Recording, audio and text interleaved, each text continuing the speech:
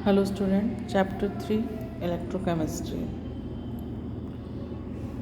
इसमें हम देखते हैं कंडक्टेंस ऑफ इलेक्ट्रोलिटिक सेल। तो किसी भी विद्युत अपघटनी सेल में चालकता क्या होती है?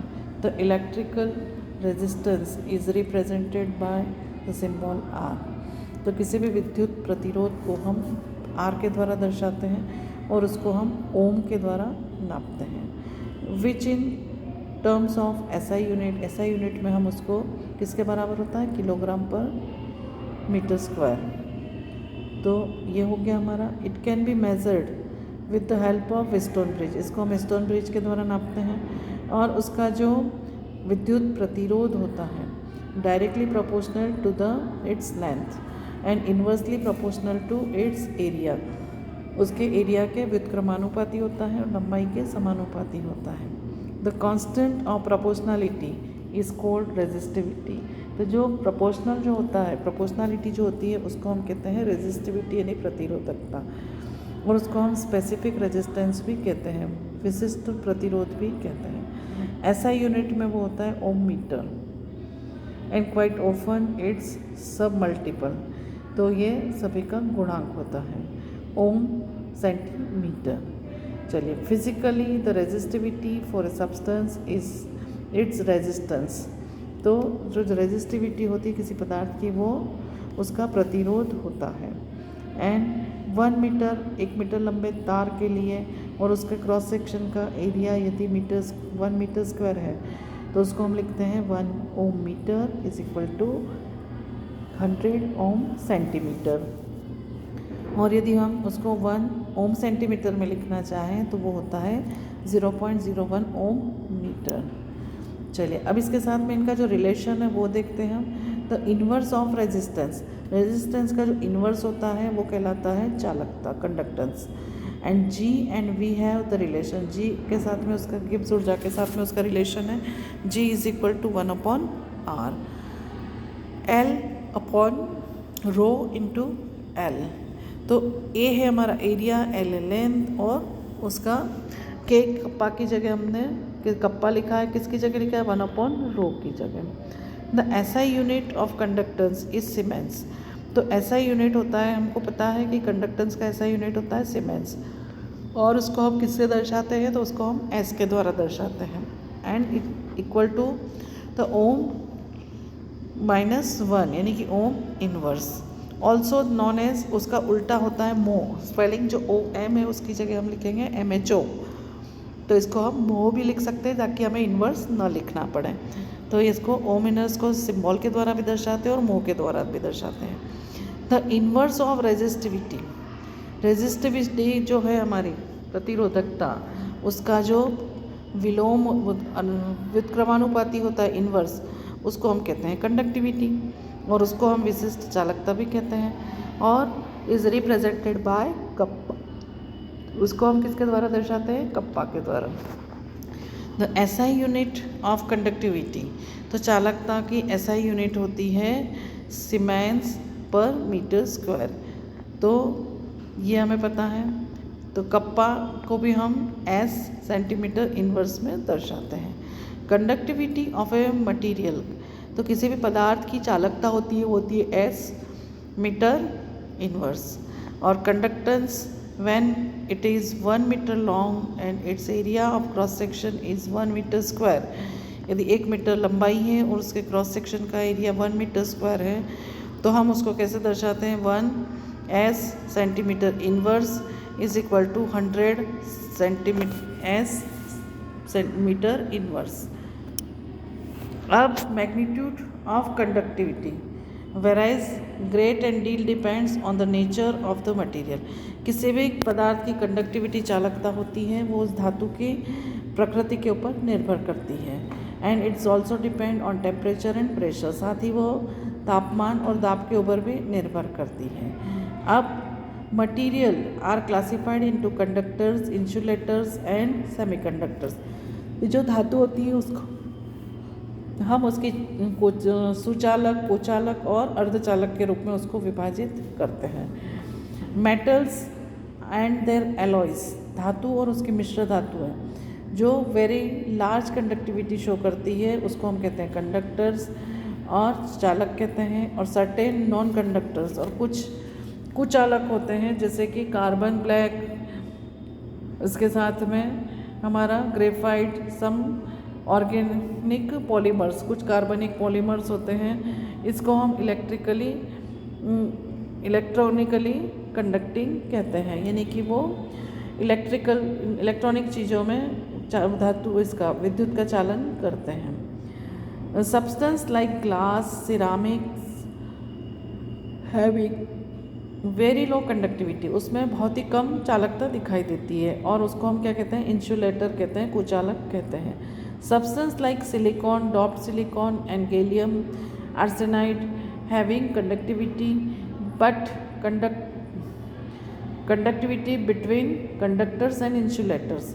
तो कुछ ऐसे पदार्थ होते हैं silicon, doped silicon, gallium arsenide, उनकी कंडक्टिविटी जो होती है वो अर्धचालक कहलाती है और वो कुचालक और सुचालक के बीच की होती है। Are called semiconductors and are important electronic material, वो महत्वपूर्ण इलेक्ट्रॉनिक पदार्थ होता है। Certain materials called superconductors, कुछ ऐसे पदार्थ होते हैं उसे हम क्या कहते हैं, सुपर कंडक्टर कहते हैं।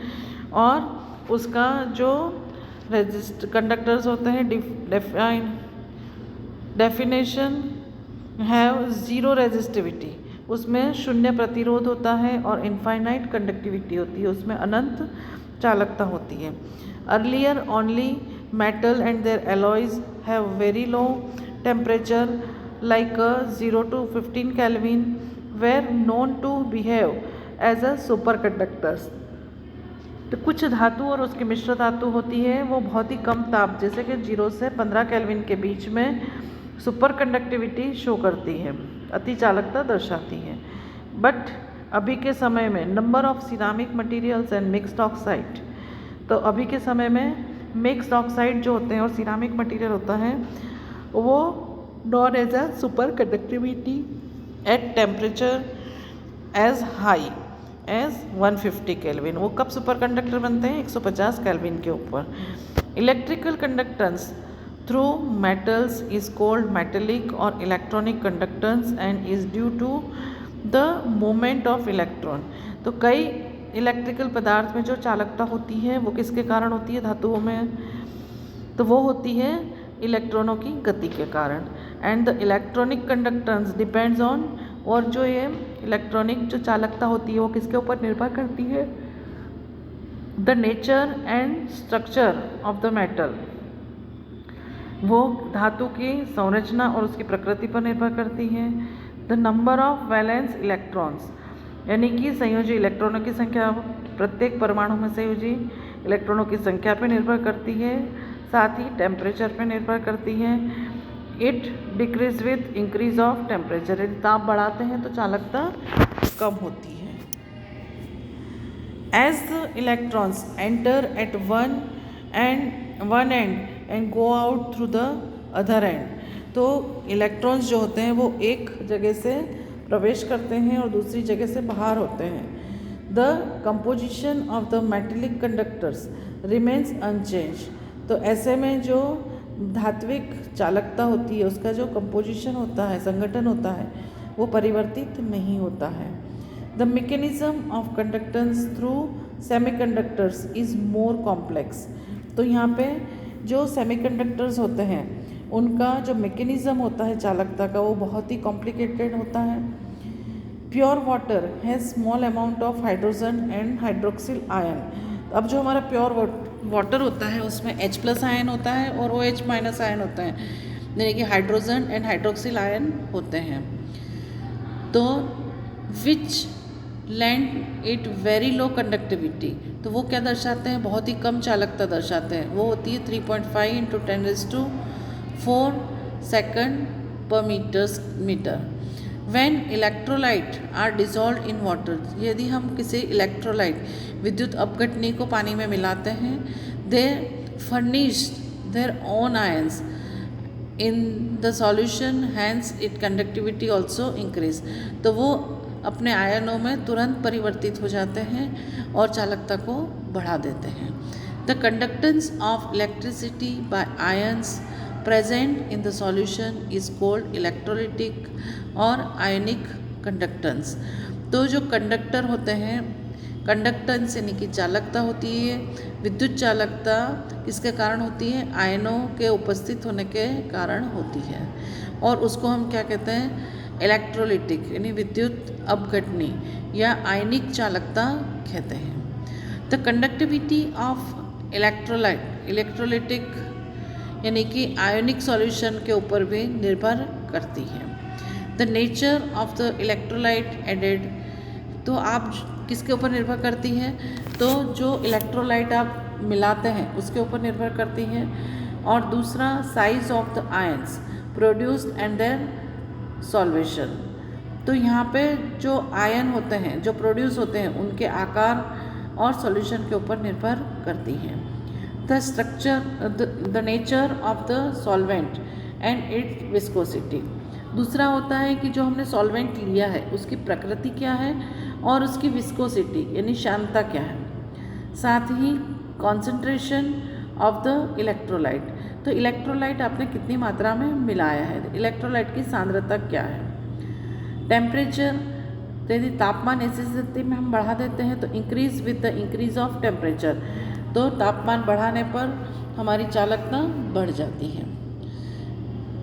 The passage of direct current through ionic solution over a prolong period can lead to change in its composition due to electrochemical reaction, तो यदि हम डायरेक्ट करंट को आयनिक विलयन में प्रवाहित करें तो नेचुरल है कि हमारा उस दौरान में बहुत परिवर्तन दिखाई देते हैं और वो अपने इलेक्ट्रोकेमिकल रिएक्शन के कारण अपने कंपोजिशन में अभिव्यक्त हो जाते हैं। तो यहाँ हमारा ये टॉपिक कंप्लीट होता है। Thank you.